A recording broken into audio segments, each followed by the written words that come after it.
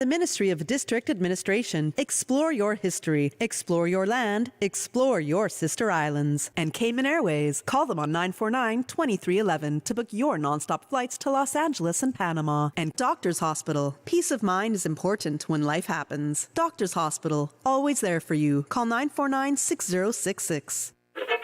But I do have some questions. There are more questions than answers. Cayman Islands' foremost listeners' participation program. Talk today. What is on your mind, Cayman? If you are ready to talk, we are ready to listen. Here's your host, Sterling Dwayne Ebanks. Hey, welcome and thank you very much for joining us and in our studio today, an opportunity to continue the discussion on Plan Cayman. We invite you to be a part of our discussion.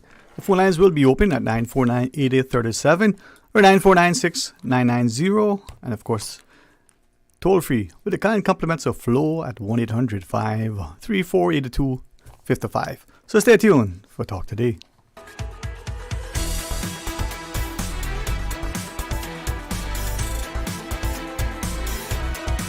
Talk Today is reminding you. Avoid any statements or comments which are abusive, derogatory, malicious, or defamatory. Do not use indecent language or make any statement that is false or misleading. Call 1-800-534-8255, 949-6990, 949-8037, or WhatsApp us on 925-3261. Email Talk Today at candw.ky. Let your voice be heard. And now, back to Sterling Dwayne Ebanks, Radio Cayman Talk Today. Hey, good afternoon and welcome. Thank you for joining us. And in the studio, we have a few guests, and I'm expecting a few more, including Mr. Kenneth Ebanks, Clydas. Was a former director of planning. He served in another role that he may tell us about before he, demitted office, as it were. A long time in the public service, bringing, to the table literally acumen, strong expertise and experience, and the notion that planning and the new planning statement, how it impacts almost everything from the physical landscape, even the societal implications. Well, before we get started, and Mr. Ebanks is scheduled for 12:30, but we have a few others, I'm told, are going to be joining us as well. We have also, I wouldn't want to say, the sage. I wouldn't want to say the individual who's going to allow us to benefit. But Mr. Loxley, no, I think we all agree. We defer to the young and the experienced. How are you, sir? Well, doing okay as well. Up and standing and moving.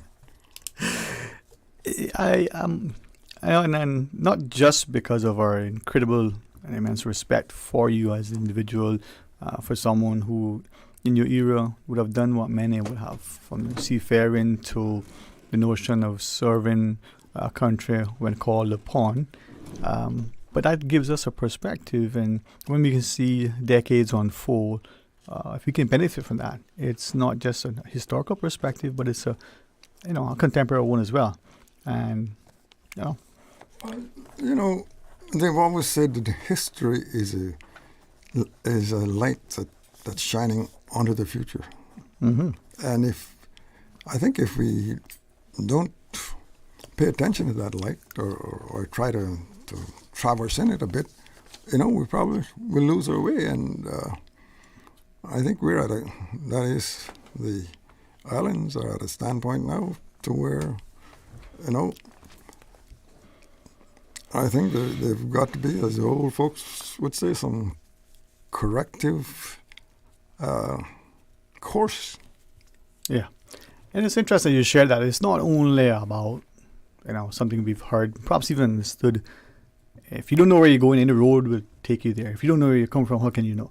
And maybe in this discussion, it's not about something that is in its most general and innocuous form, if at all that's possible. It's not about political correctness. It's not about political expediency. It's about societal implications informed by the past, but being guided by an expectation of future. And that notion of future proofing is something that we like to say, but we're not quite sure. We have a young family, the child proofs the house.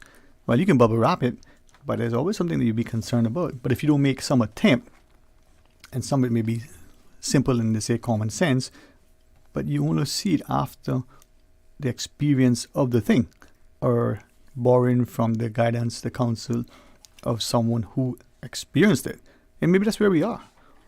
Yeah, well, the old saying say history repeats itself, and I think if you look through the the history of mankind, you can see it, just following that trend. As we bring Miss Laura Eggilshaw into the conversation, first, Miss Lox, I want to ask you one other thing.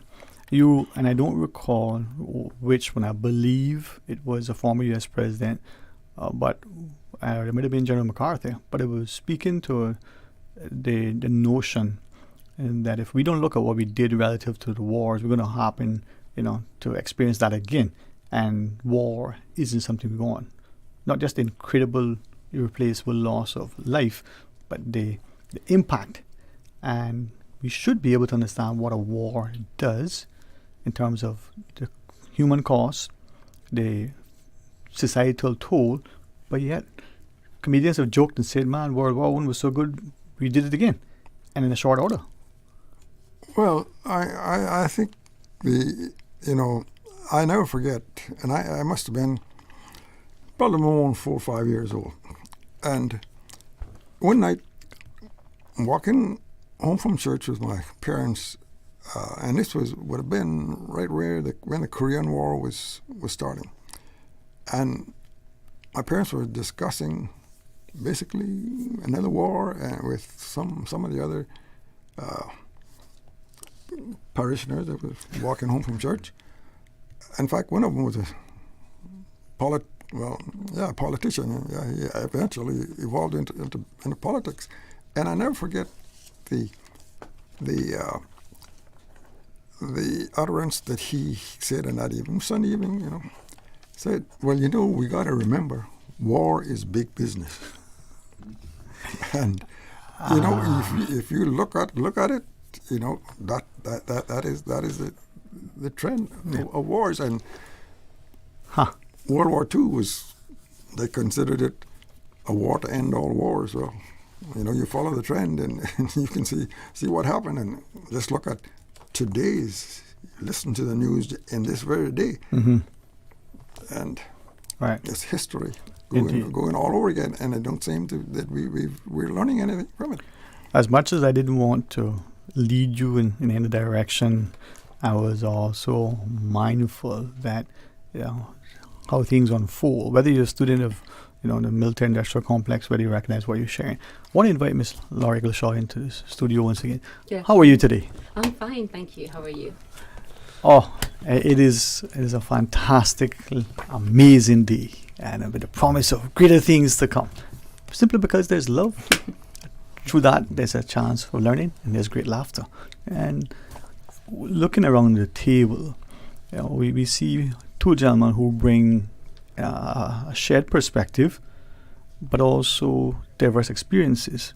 And then within the two of us, we can look to them for guidance, but we can also draw from, our own experiences. Before I, ask anything else, let me invite you. Share with us as you wish about anything that you feel led. Okay, well, first of all, I would like to thank both gentlemen here, Mr. Loxley Banks and Mr. Kenneth Ebanks, for their lifetime work of protecting Cayman and doing all the positive things they knew would benefit Cayman and Caymanians. And also lately for Mr. Kenneth Ebanks for all of the talks and feedback meetings we had in West Bay for Plan Cayman. Mm-hmm. The plan for quite a lot of us was a bit vague, not easy to understand, not really sure what the objections were and action points were, and Mr. Kenneth was invaluable in sort of simplifying this, or at least trying to explain what he thought the plans meant and the proposal meant. And that was a huge benefit to all of us there. We had a pretty good turnout. It was every Monday night for the whole month of July plus. And we did some signatures and have them stamped and sent them on time for feedback. And hopefully this will be noticed and the feedback will be great. and some changes will be made to this planning statement, which a lot of us do not agree with, including myself. Okay. Well, thank you for coming. And with that, if you would allow me, since the precedent has been set, Mr. Kenneth Ebanks, you can't complain now that I addressing you with a respective handle, sir. How are you? Good afternoon, man. Welcome. Thank you so much. And as you collect your thoughts, what I wanted to ask our people to recognize, one individual can make a difference, positive or negative. One individual can set the stage, lead the charge. But what has been very, very instructive, inspiring, as we've had these almost weekly discussions, increasingly others have joined you by invitation, showing that there is an interest within the community. We want to understand, we want to contribute, we want to maybe figure the impact. And I think this is where dialogue, but also a platform to have that, is, well, absolutely essential. Good afternoon, Mr. Teflon.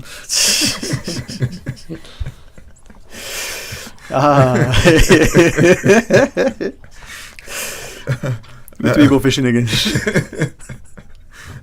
I can't wait for those sandwiches. Oh, they must have been good, boy. I got my mama make some more. Okay. Again, I'm having the hardest time trying to call you Sterling, because I know you as Dwayne. Sterling Dwayne Ebanks, and you know what? Once you, I understand, sir, but we'll work on that. Okay. So I'd like to thank you and all the others at Radio Cayman. Yeah. Okay, I'm gonna grab you to take that microphone and just, pull it to you. Just pull it. Yeah, it moves, man. But don't do what the other guest did. You put the mic closer to go back. Put the mic closer to go back. I won't say no more. There you go, sir. Is this better? I don't know. Susan said no. Can she say, you have a hair in the place? Can you fix that?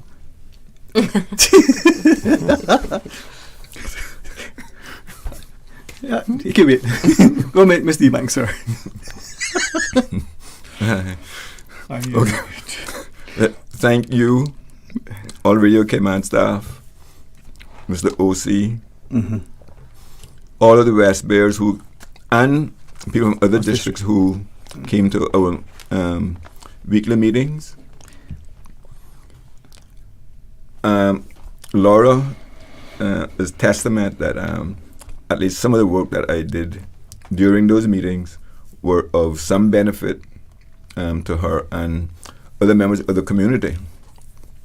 I'm hoping that the talk shows were also instructive. But before we go any further, sir, I would just like to again publicly thank those members of the committee for all their efforts during this last 6 weeks.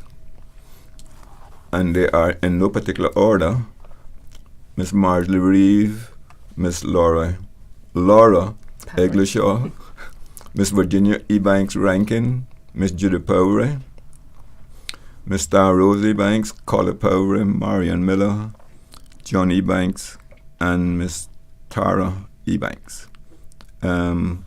But special mention need to be made to Marjorie because she stayed up late many a night. Miss Marjorie, thank you again very much, ma'am. Thank you, Marjorie. Well, thank you for doing that publicly, because the last time we said we were going to talk, and thank her, Miss Marjorie. All right, with that, let's pause, because as much as there is a laughter, there is an understanding, and I believe that in the body of the Honourable Planning Minister, Mr. J. Ebanks, recognizing what I think will transpire now. Here is an input from a small segment of the community, from a small part of the country, that may help to inform the next iteration. Maybe there'll be subsequent meetings, discussions, and documents that could help to inform what transpires, beyond an election cycle, beyond the next decade. And as we go to the break, Mr. Loxley? Yeah. I think it would be nice if this same thing would have gone on in the other districts, because I think it would have been very beneficial to the people looking at the Plan Cayman process, you know. Exactly. Right. All right, let's pause and take the break, and then, nothing venture, nothing gain, but it's never too late to start. So please rejoin us after the break. At Doctor's Hospital, we know life happens, and usually when you least expect it. So when unexpected medical issues arise, you need quality care close to home. Located in the heart of Georgetown, our accomplished team of physicians and medical staff treat minor urgent conditions such as migraines, chest and abdominal pain, shortness of breath, burns, broken bones, open wounds, and more. 24 hours, 7 days a week with no appointment necessary. Peace of mind is important when life happens. At Doctor's Hospital, we're always here just for you. Need to speak to someone? Call 949-6066. It's that time of year again. Cayman Airways is celebrating its anniversary with airfares on sale. Tickets are now on sale for some of your favorite destinations: Miami, Tampa, New York, Los Angeles, Kingston, La Ceiba, Panama, Havana, and even Cayman Brac and Little Cayman. But hurry, this sale ends August 10th. Other conditions apply. Book online at CaymanAirways.com or call 949-2311. Cayman Airways, celebrating 56 years as Cayman's award-winning national airline. Summer's heating up, and so are the good times. Whether you are out on the water, enjoying the beach, or gathering with colleagues for an office bash, make it a feast to remember with Subway. From assorted sandwich platters to mouth-watering cookies, our catering menu has something for everyone. Perfect for groups of 5 or more. For food that's fresh, fast, and perfect for any occasion, choose Subway Catering. Visit subway.ky for catering options. Subway. Eat fresh. Did you know that you can send money transfers to financial institutions anywhere in Jamaica with JN Money? You mean I can send money straight to my account and cut out the middleman? Yes, that's exactly what I mean. You send your own money to your own account, giving you peace of mind that the money is in your account. JN Money Transfers to Financial Institution is another convenient service offered by JN Money. You can have this done from any JN Money location. Deposit your money straight to your account without the hassle of asking someone to do it for you. JN Money Transfers to Financial Institutions, making life easier. The mission of the National Conservation Council and the Department of Environment has worked to protect and conserve the unique plants, animals, and habitats that make the Cayman Islands so special. Learn more at conservation.ky. Radio Cayman's Talk Today.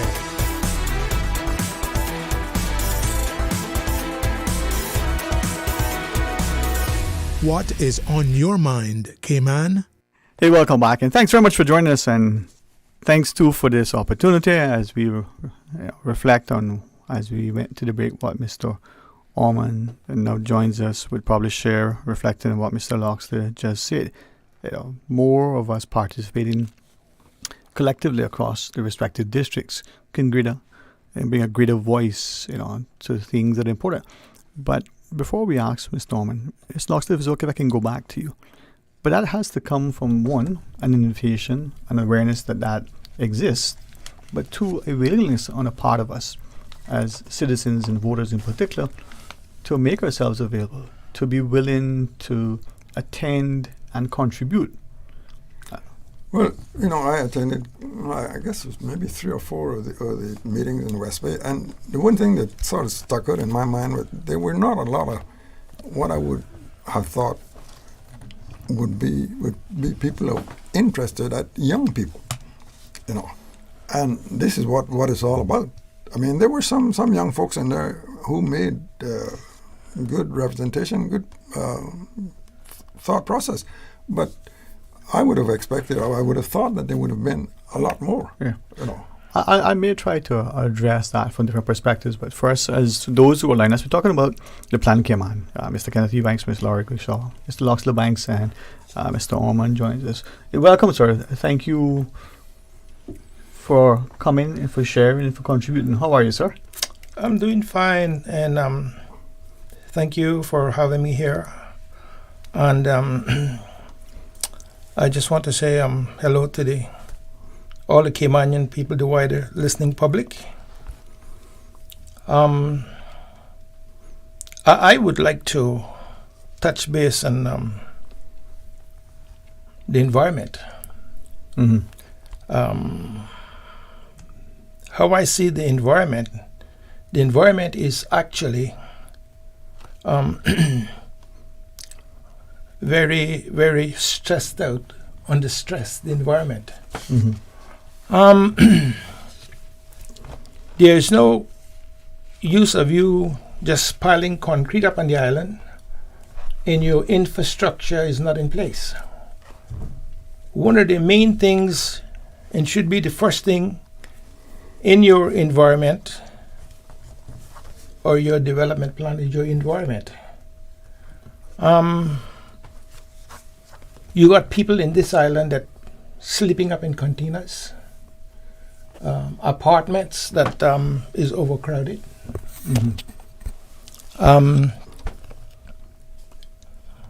That should not be. If I might then ask, Cletus, from your perspective, we hear the word environment, and I would think it would not be unreasonable to infer that we're talking about the physical environment, our mangroves, our beaches, our seas, that sort of environment. But Mr. Ormond's last point, people sleeping in that environment should it extend to more? Well, again, it sort of depends on how you want to frame it, because you have, again, sort of your socio-cultural environment, which is more what Mr. Ormond was getting to. Then you have your natural environment, which is more your trees, your beaches, whether it be the logwoods or the mahogany, the mangroves. That's sort of your natural environment. You got your beaches, you got iron shore. We can't forget that. It's all part of what makes us Cayman. Right. And yes, our social environment is real stressed out as well. So that's it. Miss Laura, if I might then ask, as I return to Mr. Ormond, the document you reference, you found it a particular way. Share with us, what was either, how should I put it, not just confusing, but perhaps vague. Yeah. As a concerned citizen, reading it and reading the feedback as well, planning feedback document, I found the lack of culture or heritage of protecting the environment very concerning.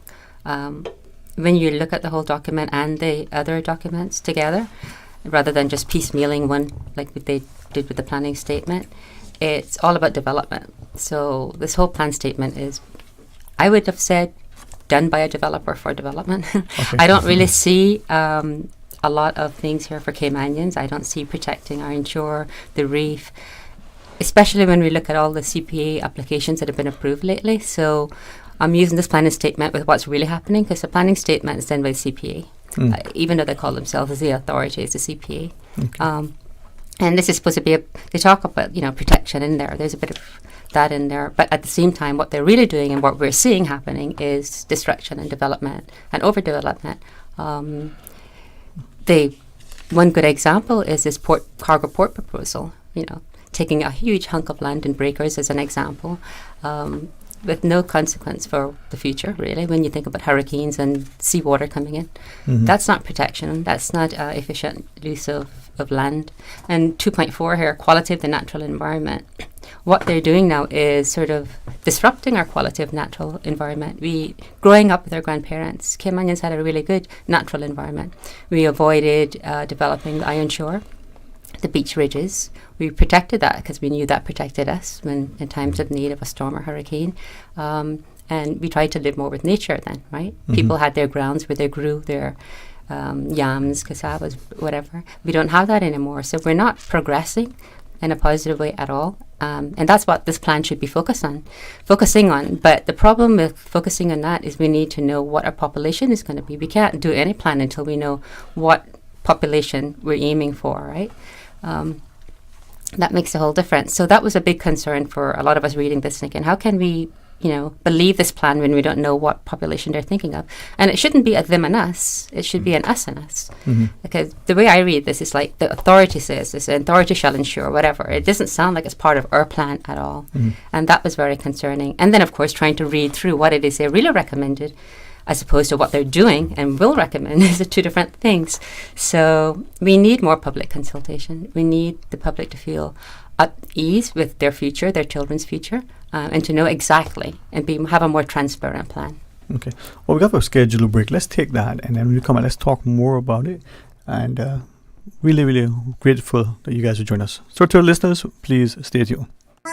The rich flavors of Italy just arrived at Subway. Say ciao to the Italianos. Our 3 new Subway series recipes, carefully crafted with an Italian flair. Try the Hot Shot Italiano for an enticing and zesty touch. The tastier than ever Ultimate BMT, generously stuffed with a mix of ham, pepperoni, and salami. Or go all in with a creamy chicken bacon Alfredo. New Subway series Italianos. Chef-crafted greatness in every bite. Elevate your game only at Subway. Delizioso. Find your dream car with a Cayman National Vehicle Loan. Enjoy 100% financing, up to 8-year repayment, and a 7% fixed interest rate for the first 5 years. For eco-friendly cars, we'll waive your commitment fee.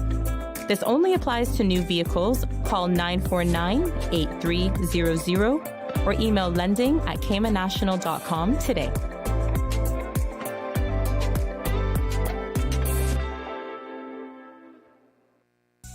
At Doctors Hospital, we know life happens, and usually when you least expect it. So when unexpected medical issues arise, you need quality care close to home. Located in the heart of Georgetown, our accomplished team of physicians and medical staff treat minor urgent conditions such as migraines, chest and abdominal pain, shortness of breath, burns, broken bones, open wounds, and more. 24 hours, 7 days a week with no appointment necessary. Peace of mind is important when life happens. At Doctors Hospital, we're always here just for you. Need to speak to someone? Call 949-6066. A caring and community spirit, cherished family and cultural values. These are some of the things that still embodies the Caymanian way of life in the Eastern Districts today. Savannah Pharmacy, your neighborhood pharmacy, located in Countryside Shopping Village, is delighted to offer products and services of real value. Whether it's catering to your family's medical needs or carrying apparel, gifts, and beauty products, Savannah Pharmacy provides you with more than just prescriptions. Remember, they're always just around the corner with everything your family needs and convenient opening hours, including Sundays and holidays. Savannah Pharmacy. For more information, call 946-3336. Prescription refills made easy at Savannah Pharmacy. WhatsApp your prescription refills to 929-5045. This is Ronnie Anglin. I work in the water sports industry. I'm concerned that our islands are at a high risk of coral bleaching and coral disease outbreaks. Rising sea levels, sea temperatures, and ocean acidification have caused catastrophic increases in the number and severity of coral bleaching events, disease, and death. Snorkeling and diving may one day not be an option. To learn more about climate risk to our islands, visit www.gov.ky/climate change policy. Parents, financial literacy is a major part of your children's future success. The credit union is pleased to partner with the Cayman Islands Monetary Authority and global financial consultant Marcia Armstrong to offer the first annual Financial Literacy Youth Summit Workshops run August 20th or August 21st at the Compass Vault. Topics and interactive games will cover money management, the importance of budgeting, saving habits, financial planning, anti-money laundering, and much more. The cost is $50 for credit union members and $75 for non-credit union members, and includes complimentary lunch snacks and raffle prizes. Spaces are limited, so register your child today. For more details and to sign up, visit creditunion.ky or call 949-8415. That's 949-8415. Empower your child with the right financial skills they need for a secure future. Radio Cayman's Talk Today.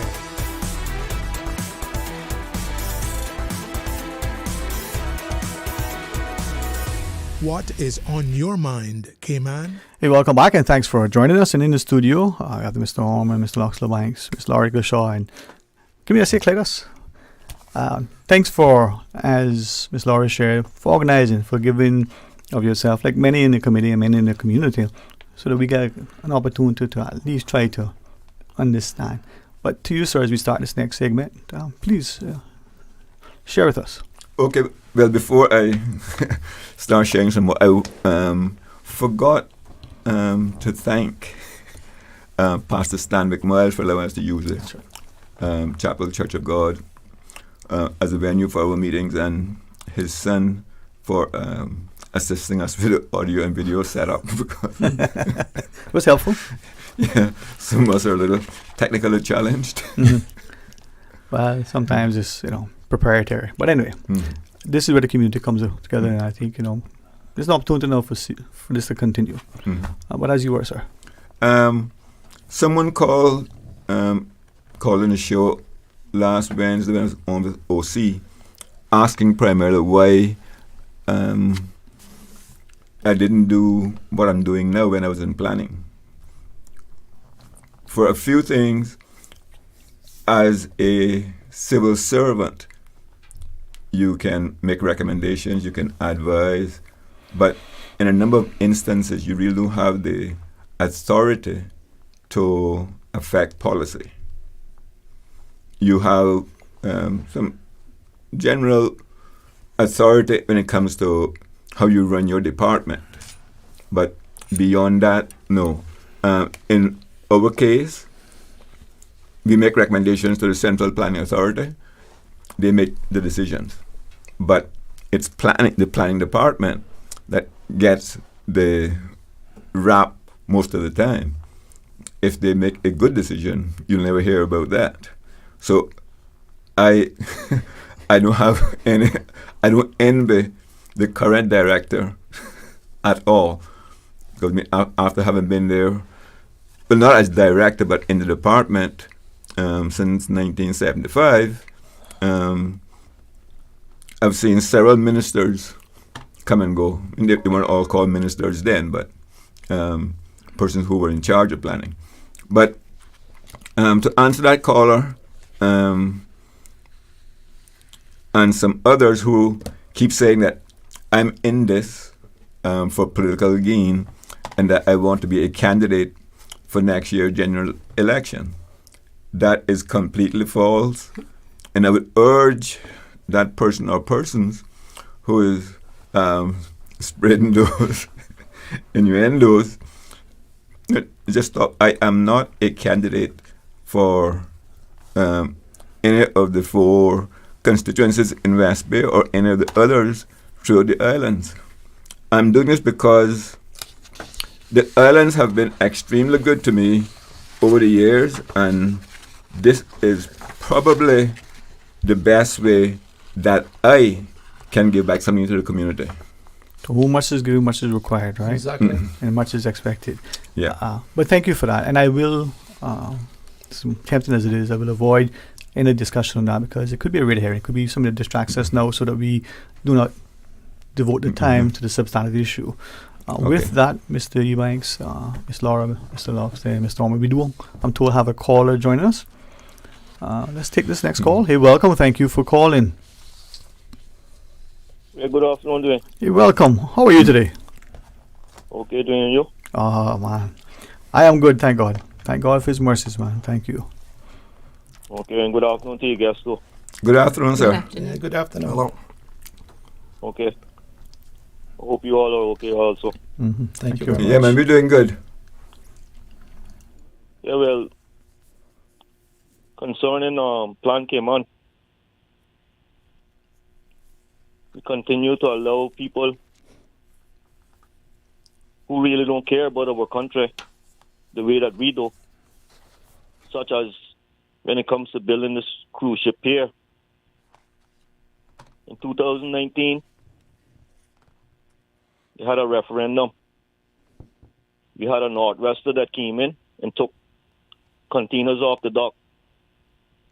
Then we had the COVID-19, which stopped everything. called cruise ships from coming into our country.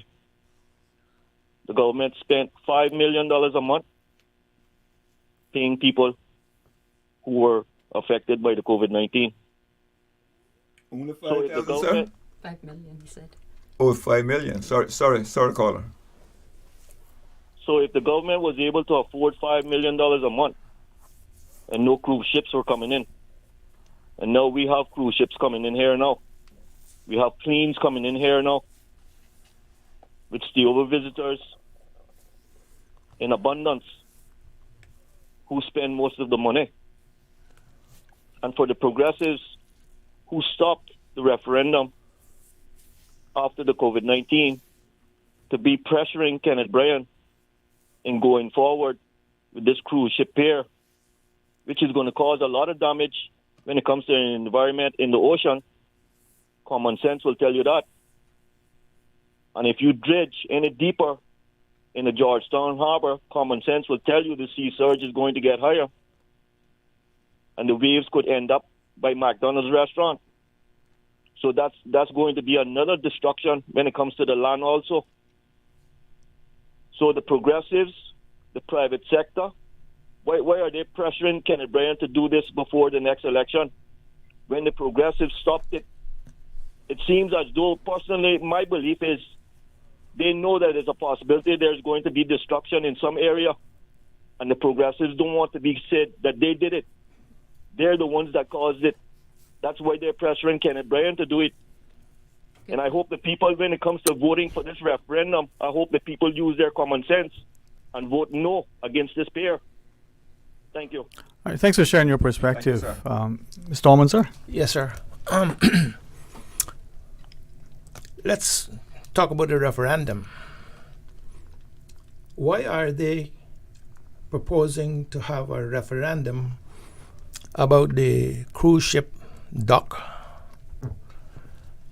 Why they didn't bring, regardless of which politicians, which group, why they didn't have or bring a referendum about the amount of development, construction that's going on, to see how the Caymanians felt about all this development. Okay, now this referendum, it is like, from what I see, some sort of a smoke screen. That should never been. May I add, where is the experts that we have in substantiability? Where are they? We must realize now that the identity of Caymanians is under attack. Make no bones about it.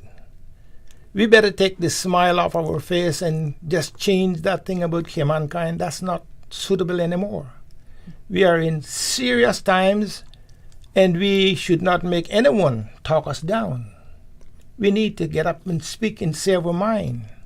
I mean, it's so disheartening to see what's happening in the Cayman Islands, the Cayman people, okay? I want to again touch on the environment. Yes, while I understand, and we all understand about the plants and what have you, we talk about the environment we're living in. You got all of these people floating around. You don't know where they come from. You don't know what kind of condition they're living in. I will say up front, I visited some of those areas where those people are living, and it should be shut down. Full stop, it should be shut down. Then again, we're talking about the environment. What our garbage collectors go through. To me, it is so inhumane to see what they are allowed or have to do in order to collect garbage.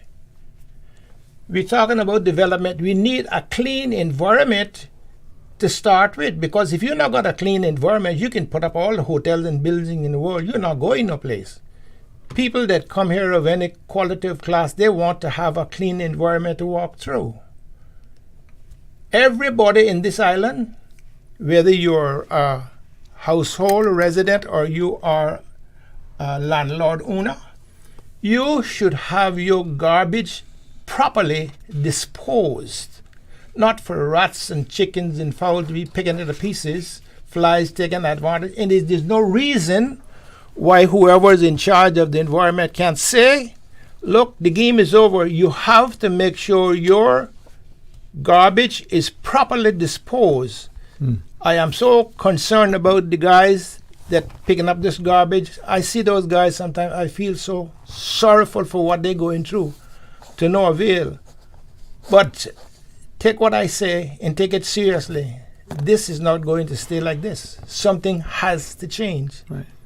Well, as we come back from the break, let's talk about that, because the discussion, as I'm hearing, is interconnected and nothing is sort of independent of the other. When you pause, we invite you to rejoin us after the headline news. Covering Little Cayman, Cayman Bride. Cover me. Radio Cayman in the Cayman Islands. From Radio Cayman's newsroom, this is Headlines. Local, regional, international news. The headline news is brought to you by Kirk Market and Health Services Authority. With your latest headlines, I'm Felicia Rankin-Zollins. The National Gun Amnesty comes to a close at 7 p.m. on Sunday, August 11th. This means that there are only 3 days remaining in which persons can take advantage of the opportunity to hand in illegal guns without fear of prosecution for possession of the weapon. In international news, Austrian security officials say a 19-year-old was planning to kill a large crowd of people in a suicide attack at a Taylor Swift concert in Vienna. Officials say the teen, who had previously pledged allegiance to the Islamic State group, confessed that he intended to carry out an attack using explosives and knives. He is one of 2 suspects arrested on Wednesday. A third, aged 18, and an acquaintance of the main suspect, was arrested on Thursday. Swift's 3 sold-out shows at the Ernst Happel Stadium have been cancelled. More than 195,000 people had been expected to attend. Texas Governor Greg Abbott has ordered hospitals to gather data on the immigration status of patients, arguing Texas has had to foot the bill for the Biden administration's border policies. Under the executive order, hospitals will have to compile statistics on inpatient discharges and emergency visits by undocumented migrants, as well as the cost of caring for them. Opponents say the order will lead to racial profiling and deter migrants from seeking help. These are your headlines. I'm Felicia Rankin-Zollins. More news available at www.radiocayman.gov.ky. Check out our social media pages: Facebook, YouTube, X, formerly Twitter, Radio Cayman Headline News.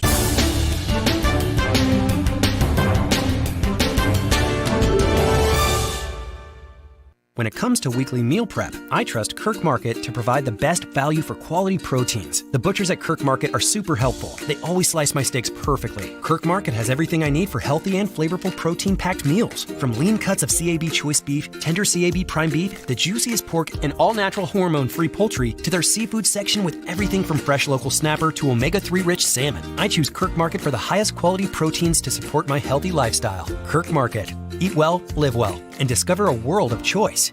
The Health Services Authority has over 120 world-class physicians offering the most comprehensive range of specialist services on island. Our dedicated team of professionals provide the highest quality care in orthopedics, interventional radiology, women's health, geriatrics, and a host of other specialist areas. We are a JCI accredited organization with a proven record of excellence. At HSA, we are committed to caring for you.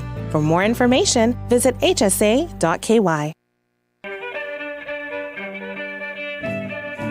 Born in Creek, Cayman Brac on the 25th of September 1939, Henry Mansfield Connolly was the third of 8 children for Henry Kitchener and Olive Connolly, an experienced seaman with 30-plus years with national bulk carriers and doing ship-to-ship oil transfers off the Brac during the 1980s. He was also the founder of C&H Plumbing and an original band member of the famous Brac Beach Boys. During his time home from sea, he studied the art of catboat making and assisted his late grandfather-in-law, Mr. Arthur Dilbert, with the building of many catboats. Mr. Connolly loved serving in the community and was a volunteer during hurricane emergencies and assisted with the hurricane preparations, especially seeing to the safety of the elderly and the community. He would often share his fishing catch with friends and neighbors and bring Christmas gifts for the elderly. He was married to Elmitha Dilbert for 60 years and has 4 children, 5 grandchildren, and 2 great-grandchildren.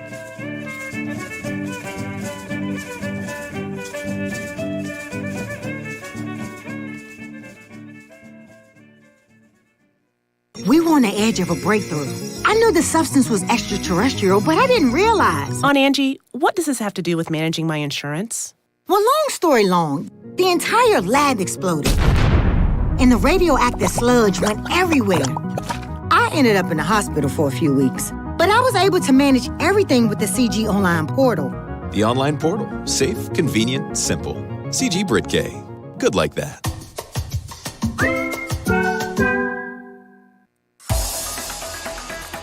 Radio Cayman's Talk Today.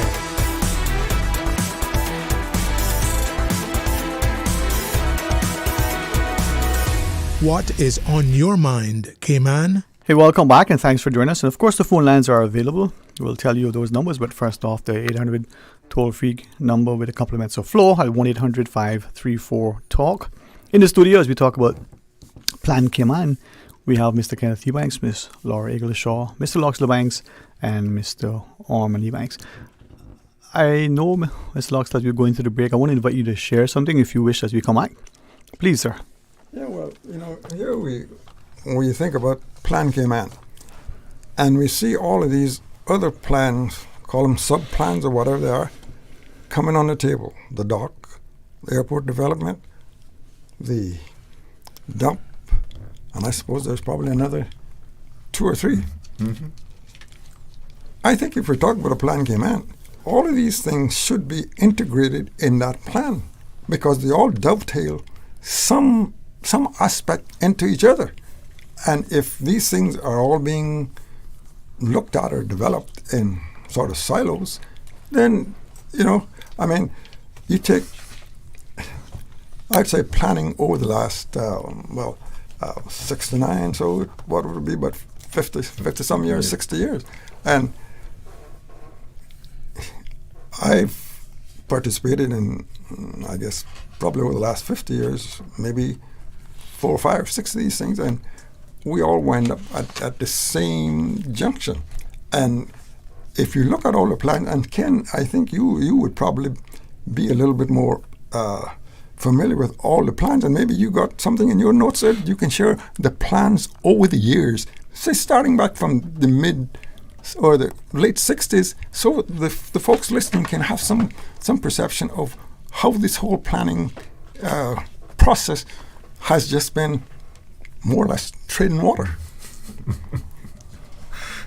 Yeah, and the water was deep, or still is, because it's getting deeper. Yeah, apparently it hasn't gained much traction because the things that we talked about back in 1969, we're still talking about it. But yes, Mr. Banks, going back even before 1969, we had the 1932 Regional Planning Law. At that time, Mr. Cook, I think it was, who was Director of Public Works. Right, yeah. Mm-hmm. I think he was the chairman then of that law. We had a UNDP do the 69 Draft Development Plan. We had a tourism study. We had a tourism plan. Proposed. These are all proposals. Nothing actually got implemented. So we had a draft plan in 1973, a draft tourism plan in 74, a draft development plan in 1975. Well, that's the one that I think got 11 of the 12 elected members dethroned in 76. Yes. Yeah. Wow. The dock was a big controversy in that. Yep. It was 74, right? 76. 76. Okay. Yeah. Well, between 74 and 76. Yeah. So the draft development plan 1975 that got whittled down to the 1977 development plan, which is now for all intents and purposes the 1997 plan, which is what the CPA is now in the process of trying to review. And then in 1977, 1986, they proposed to review that plan because, according to law, it's supposed to review it every 5 years. So we had the University of Tennessee come down, the review. That report was submitted, but still there. We brought Mr. Robert Barclay in 1987. He did a review. Nothing happened. And 1988, we had the Master Ground Transportation Plan, which developed, which addressed part of it again, and also the Vision 2008. Vision 2008. Which was not in 2008. It was prior. It was 1998. Yeah. The reason why I just interjected is that many listening now, even if it's 1998, were not born then. And so they might look at us, and you guide me if I'm off, and say, "But what have you guys been doing?" Those of us who were born then, whether in 69 or whether in 32, and go, "Wow, that was long ago, let's forget about it." But it seems, as Mr. Loxley was saying, it's interconnected. As he shared, there's a health initiative on the way, not just the mental health component. We have so many other pieces. So should, Mr. Ebanks, as Mr. Loxley shared, should Plan Cayman or whatever it's called be an integrated thing, or should it be in silos, as we are now seeing from the port to the referendum to all of these other things that are transpiring almost independently? Well, that was one of the good things about the 1975 the proposed development plan, and that was a more holistic approach and more comprehensive, because that took into account the physical environment, the social environment, the cultural environment, the natural environment. That was in that one document. Now, it covered it to, again, some broad policies, but each respective ministry then could go in then and develop their plans around that, and they sort of dovetail into that. And that's one of the reasons why the West Bay Feedback Committee was asking for more time, and or if not that, try a different approach and try to incorporate all of the projects that are going on now, because if they go ahead before this plan review cycle is complete, they're going to overtake what they're trying to accomplish. But the thing that I think is discouraging to a lot of people, all these plans, where did they end up? I hope that some of them are still around. But there was one that Carson and I were involved in. We actually conducted a survey. It was called a tourism attitudinal survey. One of the questions asked was, is tourism a necessary evil? In answering that, no, answer it. Yeah, no, I said in answering that, I want to ask back to all that I think I'm hearing you saying. So I feel like a student in class, and this is sort of tutorial, right? Miss Laura, in referencing and reading from the draft, the word development is repeated. I didn't remember how many times I counted it, but I have to ask the question: is the word development being used synonymous as construction? Is development and construction the same? Because it seems construction and building is something, but development is independent. So from the academic and experience perspective, Mr. Ebanks, before you respond to that, what's your perception, Ms. Laura? I mean, development, construction, what are we... I think we need to answer that question by seeing what's going on around us right now, not by some perceived plan or proposal, which might sound good. What we're seeing going on around us now is exactly what the answer to that is. And what we're seeing proposed by the same CPN government is, as was pointed out before, new cargo port consultation, cruise port referendum, Plan Cayman, route choosing for the East-West Arterial, changes to the National Conservation Act, runway extension on Grand Cayman, new airport in Little Cayman, Port Zeus and Cayman Brac. These are all developments. But physical developments. When you talk about a development plan, I would like to see it.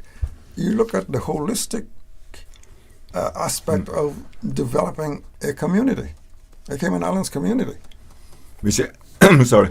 Again, that's why I said with Vision 2008, you could take that and just update it, and that would not solve but address the issues that we're now currently facing, and put in place the necessary mechanisms to prevent some of the eventual pitfalls that we are going to experience.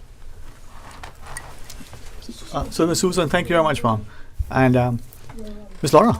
Yeah, what would be maybe good to see happen with this plan or any plan that's implemented is start with, let's say, instead of saying this foreseeable market, right? Mm-hmm. We're developing for this market that hasn't happened yet. This population growth hasn't happened yet. Let's just say we're planning for a population of what we have now. Let's just say that's 85,000 people. Let's start planning for that. Have that as the beginning of our plans and say, this is what we need to plan for. Mm-hmm. Maybe there'll be less after the next big hurricane, people leave, who knows. But let's not plan for more. Okay. Let's be sustainable for what we have now and be self-sufficient. Picking up on what you shared, go back to Mr. Ebanks, Cletus's comment about tourism and Esther Eagle on the paper, who was also the former director of planning. Caribbean economist Ms. Marla Ducaran did a piece, and she talked about tourism's contribution and the like. And I think some may have looked at it and perhaps not seen it. Some in the sector, if I could even go back to the mid-90s, when the operators in the North Sound questioned the practice of pre-bookings on cruise ships and how that may be impacting their livelihood. Some saying, well, you have a carrying capacity in the North Sound, what is that? Some saying, well, if we're selling it for, $50 or $100 on a cruise ship, but the operator's getting 10 or 15, where's that? So that necessary of tourism, do we need to appreciate as it is, should it be, or do we understand its contribution and it's not greater than what it is or is less than? Well, again, sorry. Tourism has many, many benefits. Mm-hmm. It can also inflict a lot of pain and damage. So that's why you're saying, is it a necessary evil? Of course, at some point in our lives, we have to give up something to get something, but there's a trade-off and a sort of quote-unquote cost-benefit analysis. Mm-hmm. How much are you prepared to lose to get X? Now, I would ask, because I know a copy of that particular study was deposited at that time. What was it called, Mr. Loxley? Not Ministry. Portfolio of Tourism. Mm-hmm. It was conducted by Dr. Sethna, who's a professor at York University in Toronto, Canada. Okay. I believe, Ms. Laura? Yeah, there's also, it depends on which kind of tourism we're talking about. There's cruise tourism and then there is the overseas tourism, right? Which is totally different thing. If you remember a few years back in Croatia where they were all doing demonstrations against cruise tourism, because cruise tourism, the people get off all at one time. There's a lot of congestion. They stay for the day, maybe not spend too much, just see the few sites and then go back on the boat. Whereas stay over, they're using all the amenities in the airline. So that's a whole different conversation piece right there. Mm-hmm. I'm told we... sorry, Mr. Yeah, just staying on the tourism, I think Cayman overall still has a good product. As far as the cruise tourism go, and I don't see why, looking at what has really made us, I guess, a attractive destination, that you can't develop that within the scope. I mean, you take the aspect of the cruise people coming off on tenders. Now they say there's no tendering going to be going on as in the future. Yeah. But I think it was a mega ship in the harbor here just a couple of days ago. The big blue one, I forget what the name was. They were tendering, and they have it appears to me a elevator type system that they can tender. Now, develop the tendering process as call it a destination port. You coming off on this tender, and with today's technology, they could have underwater cameras. That's another show for itself before you even hit land. Oh, you mean like a glass bottom boat where they could see the but ocean. You don't need glass bottom. You could do it. But that's what you meant. Yes. I mean, not some sort of spike thing. The attraction that this would create. Okay. So is there a call on, Ms. Susan? All right, we do have a WhatsApp call. Welcome. Thanks for calling. Good evening, gentlemen. How are you doing? Excellent. How are you today? Yeah, not too bad. Listening to your conversation there on development and stuff. I just want give a little insight on some stuff. Who has the ultimate decision on some of these projects to be developed or not? So, is that a question, sir? Yeah, who has the ultimate say? Who has the ultimate? The final say? The final say to go ahead on some of these projects or don't go ahead or not. I would attempt to answer that question, and I hope I answer it correctly. But as it is now, for anyone to build something on the island legally, it has to go through the Central Planning Authority in Grand Cayman or the Development Control Board for the sister islands. So if you make an application and the CPA refuse it, suppose that wouldn't go ahead. But if they approve it, then it can go ahead. But ultimately, the CPA will be guided by government's policy on development. Are we only going to approve X number of apartments this year or next year, or approve as many as you want? Does that sort of answer your question, sir? Yeah, and I was thinking more on the lines of like capital projects and stuff like a cruise pier and other stuff that the government okay, no, but those capital projects would be initiated by government, but they would have to be approved by the various approving agencies throughout the island. So, for example, if it needed to have an environmental impact assessment, then that would be the going through sort of the DOE. If they needed to do some road works or whatever, that would probably be through the NRA, and so on and so on. Yeah, and I would hope that the people would have had some say in some of these projects, too, not even on the private development side of things, but on capital projects and stuff. I mean, what I'm getting at is that it seems to me like everything has to be go through a referendum would be the right thing to do, because how you gonna get the full cooperation of the people and the full participation of the public if you don't have a referendum on some of these things, like how we were going. We attempted to do with the dock, but the tourism dock, but it didn't went through because we didn't have the referendum. They qualified with the number of votes to go, but the initial never had it again.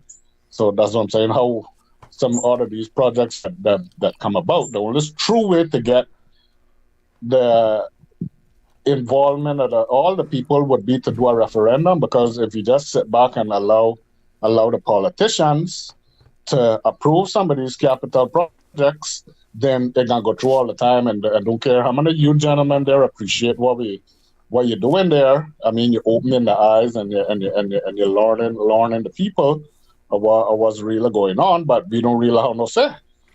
Right. You know, that's what I'm getting at, because we could be there now. I don't see nobody there from government saying anything there, but I know. So that's what I'm saying now. So if they want to go in the House now tomorrow and say, well, we approve some of these capital projects, which the people don't want, then that's the way it is. You know, that's what I'm saying. So most of these projects should really go through a referendum, is how I'm seeing it. You know, sir, a lot of people feel the same way that you do. There's probably a simpler and more sort of expedient way of doing it, and that would be the creation of these district councils. Thank you. That way, each district would have more opportunities to influence the decisions of government, but that may be too much of a democratic process. But from your perspective, sir, in addition to the use of referendum, I mean, would you be of the view that, and when we say government, Mr. Ebanks, I want to make sure we're talking about the elected government. Yeah, but the others are public servants in the wider environment. Okay. And not the civil servants or the public servants, but the elected representative. And with that, sir, as you know, thank you for staying on the line. Then, with the elected government deciding what is the priority, the policies, whether it's a major capital project, how, in your mind, or who is that ultimate, that when did you say ultimate authority?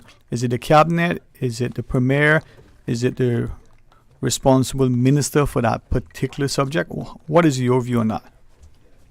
Well, it could be the responsible minister in that particular area, but it could be the entire cabinet or the government, the ruling government. Okay. They should be whether they submit to the lobbyists or whatever. I'm just saying maybe the people should have more power. Which that is what we're lacking now. That's what we're talking about. Right. The people not gonna say. Right. We got say in the dark, but when it comes to the light, we're not gonna say. So that's how we look at it. I mean, because it's really and truly. I mean, it's plain. Okay, I ain't saying nothing that isn't manifesting itself. That's true. Yeah, it's the government. The government has the say. The government has the ultimate say. So how can it be a participating democracy? It isn't a participating democracy if the people don't have an elected say into the matter. The majority is supposed to rule, right? So how do we know that the majority wants some of these projects? We don't know. We do not know. We got taken a guess. But excuse me. But if we was to have a district council and stuff, now each district would know, each constituency would know. Well, no, the majority says they don't want this. They don't want this. They could do an in-house vote among the meetings, and we get the answer more or less. But if anything like that isn't done, then we'll never know. We just be shooting in the air and developing and saying and telling, well, the people want this, the people need this. Yeah, we know. Everybody needs something, but can we afford it? And is it reasonable? The district councils is definitely needed. Yes, sir. You're right on track. Myself, Ormond, and Loxley Banks, we were trying to get a district council put together from 2009, and some politicians and some of the dedicated angels, spread malicious rumors about us. And this is what happened now. If we had a proper or a couple of proper district councils, this you see that we're going through now would probably never have been. And I say it without fear of friction. We have some politicians that are too big to be told. That's the problem. They don't want anything like a district council, which will be challenged in the not too distant future, because it must come. The people of the island must have a say, not just some elected politicians who think that they can do as they see fit. When last did they ever have a proper meeting to discuss with the people what's going on? They're all behind bushes doing as they see fit. And then when we talk about tourism, as the Israelis say, we are taking tourism and destroying tourism. You know, this is too much going on for this little island. It needs to be slowed down. You have people coming in here from other jurisdictions, illiterate people actually, yeah, that has construction companies with 18 and 20 men employed. Come on, give me a break.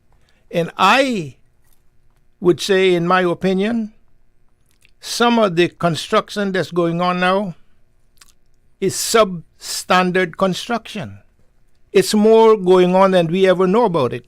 Sir, if we have a serious hurricane coming to this island, it's not going to be so pretty. We have something more, we bit off more than we can chew. We need to slow this thing down. Where are we going? What's all the excitement about to destroy this little God-forsaken island? It's just too much going on right now. Before we take the break, Miss Laura? Yes, as the caller was saying, having our say is so important for everyone. And one of the important things in that is being registered to vote. So we're trying to encourage everyone who's over the age of 18 to please register to vote so that you can have your say. Mm-hmm. Anything final, sir, before we take the break? Caller?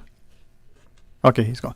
Well, in the studio, Miss Laura Eggilshaw, Mr. Loxley Banks, Mr. Ormond Ebanks, and Clydas, because he wouldn't go with Mr. So we're going to pause, take the break, and when we return, we invite others to call, those online, respectfully, if you could, please just stay on the line. It's that time of year again. Cayman Airways is celebrating its anniversary with airfares on sale. Tickets are now on sale for some of your favorite destinations: Miami, Tampa, New York, Los Angeles, Kingston, La Ceiba, Panama, Havana, and even Cayman Brac and Little Cayman. But hurry, this sale ends August 10th. Other conditions apply. Book online at CaymanAirways.com or call 949-2311. Cayman Airways, celebrating 56 years as Cayman's award-winning national airline. At Doctors Hospital, we know life happens, and usually when you least expect it. So when unexpected medical issues arise, you need quality care close to home. Located in the heart of Georgetown, our accomplished team of physicians and medical staff treat minor urgent conditions such as migraines, chest and abdominal pain, shortness of breath, burns, broken bones, open wounds, and more. 24 hours, 7 days a week with no appointment necessary. Peace of mind is important when life happens. At Doctors Hospital, we're always here just for you. Need to speak to someone? Call 949-6066. Refer a friend and get $50 to spend when your friend or family member opens a personal account with Cayman National. From July 9th to September 30th, 2024, C&B customers can earn $50 for each referral who opens an individual or joint personal account. Earn up to $500 with a maximum of 10 referrals. Visit CaymanNational.com for more details on this promotion and follow us on social media for updates. Terms and conditions apply. Your dream home starts with a vision, and often inspiration is at the heart of that vision. Brand Source Home Gallery's in-house designers are here to help bring your vision to life. Whether you're remodeling or building a new home, Brand Source Home Gallery is your one-stop solution. Explore their kitchen cabinets, sinks, faucets, bath fixtures, tubs, vanities, and more. Let Brand Source's designers help and inspire you with your next project. Call 623-5000 and schedule an appointment with a design expert at Brand Source Home Gallery, Dorsey Drive, Industrial Park, serving Cayman for 50 years. Attention, all aspiring chefs, waiters, and mixologists in the Cayman Islands. The Ministry of Planning, Agriculture, Housing, Infrastructure, Transport, and Development is proud to support our young Caymanians in the prestigious Young Chef, Young Waiter, Young Mixologist, Cayman Islands 2024 competition. Are you ready to showcase your talent and compete for a chance to represent the Cayman Islands on the world stage? Enter now for the opportunity to win $15,000 at the Team World Finals in Singapore. The competition is open to all Caymanian hospitality professionals, age 28 or under. Register now at www.youngchefyoungwaiter.com/Cayman-Islands. Hurry, entries close at midnight on August 11th. Proudly sponsored by the Ministry of Planning, Agriculture, Housing, Infrastructure, Transport and Development. Hi everyone, I'm Roy McTaggart and I'm here with Joey Hugh to tell you about an exciting Progressives event coming up. That's right, Roy. We're inviting all members and friends of the Progressives to our National Council meeting. It's happening on Saturday, August 10th at 7 p.m. at the Seafarers Association Hall, 11 Victory Avenue in Prospect. Join us to hear about our plans and bold vision for the upcoming election and meet our dedicated Progressives members of Parliament in person. And yes, there will be delicious food and drinks. We can't wait to see all of our Progressive family and friends here. It's a great opportunity to get involved and stay informed. So join us at the Seafarers Hall on Saturday, August 10th at 7 p.m. See you there. Stronger, safer, future. Vote Progressive. Caring and Start your day in the know. Don't miss a beat. Radio Cayman's 7 a.m. news keeps you informed every Monday through Saturday at 7 a.m. Brought to you by Cayman National, proudly serving the Cayman Islands since 1974. Radio Cayman's Talk Today.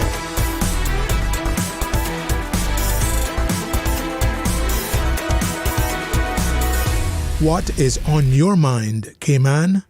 And welcome back, and thanks for joining us. And as we talk about the Plan Cayman initiative, Shaidas joins a wonderful round table with the excellent company of Miss Laura Eggilshaw, Mr. Loxley Banks, Mr. Ormond Ebanks, and now joining us, Mr. Mario Ebanks. It kind of reminds me of high school graduation, and when you get to the Bankses, they'll be tomorrow. Before we take the calls, to you, Mr. Loxley. There's some of the young folks listening out there. It would be nice if we heard from them, because most of us, 10, 15 years, will be gone. It's their Cayman then, I know.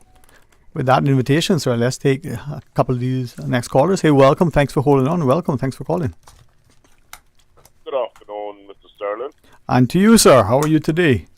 Oh, not too bad. It's nothing to do with politics, though, you know. Well, I would say to you that, there are two things that touch and concern our lives: politics and economics. Some would say Trump, but that's another story. However, just my concern, because when I look around, I look at our islands, and I am not saying that I'm a perfectionist. No, I didn't say that, but I believe in and the way that the painters do things, the masons, the tilers. It's a lot of work to be done on this island, and the tourists are taking pictures all the time. Not only tourists, and just to inspire, I think we really need to take Mr. Thomas' advice on TCP shop, because some people need to be going and play the millions, to be honest with you, because no, I'm serious. I'm serious. Well, I think you're speaking to the idea of what, as you may realize, speak to this whole issue of Plan Cayman. Where does it play into not just the aesthetics and beautification, but the notion of the societal values, cultural ethos, even the colors of the buildings is reflective of the historical context. But thank you, sir, for sharing that. And can we take the next call and then the next call? Welcome. Thank you for calling. Hi, how are you? Not too bad. Good afternoon to all your panel there. And to you. Thank you for calling. Yeah, and in particular, Mr. Kenneth Ebanks there. Kind of intimidated, man. That's what you call a spiritual West over there on our panel there. But if you go back to the history of Cayman, you recognize that at one time in government, from education to the glass house, there were many at the helm. So in taking the lead, we invite others to do the same. There you go.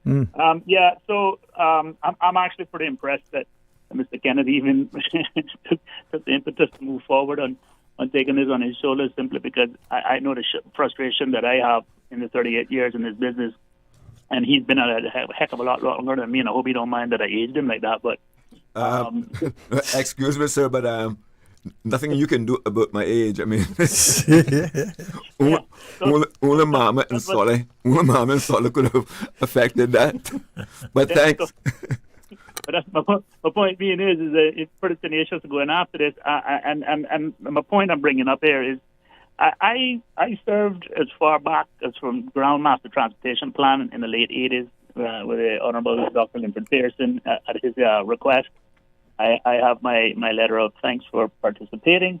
I have offered my input on Vision 2008. And I have also been part of the case. I've also been part of the Chamber of Commerce. I've done all of this other stuff. And I got to tell you that pretty much my forehead is one big callus right now, or at least that's how it feels, because that's pretty much beating your head against the wall. And as to Mr. Loxley's comment previously, where all these reports and where all these studies and where all these things end up. So it's almost like it's by design to break your willpower, in that no matter how well-intentioned and how gung-ho we are, and providing options and solutions and ideas, it just gets shelved, and there's one heck of a warehouse somewhere holding some serious paperwork that, back to the point of, all you have to do is dust off 2008, and there ain't much updating we have to do, because it was pretty what we call logical approach to the whole thing, and logic really don't change, unless there's some very, ground or shattering occurrences. And typically those are described as wars or what have you. But my point is, or one of the questions is, has Cayman Architects, Surveyors and Engineers been approached to put together this? Have they even expressed any interest? I personally have submitted and discussed with many politicians over the years on ideas. One of my biggest pet peeves is that the massive puddle of water settles right by the sidewalk between the Elmsley Church and the flagship building there every time it rains. That splashes up the tourists. We have repaved that road there about 4 or 5 times, and yet to address that water pooling. Right in front of the Port Authority, where all the tourists let out, where the Diamonds International building is, another place where it pools there, we repaved that area multiple times, never addressed that. So, and they say the broken window syndrome, right? You let the small things slide, everything else goes with it. Along West Bay Road, we just repaved all the main thoroughfares.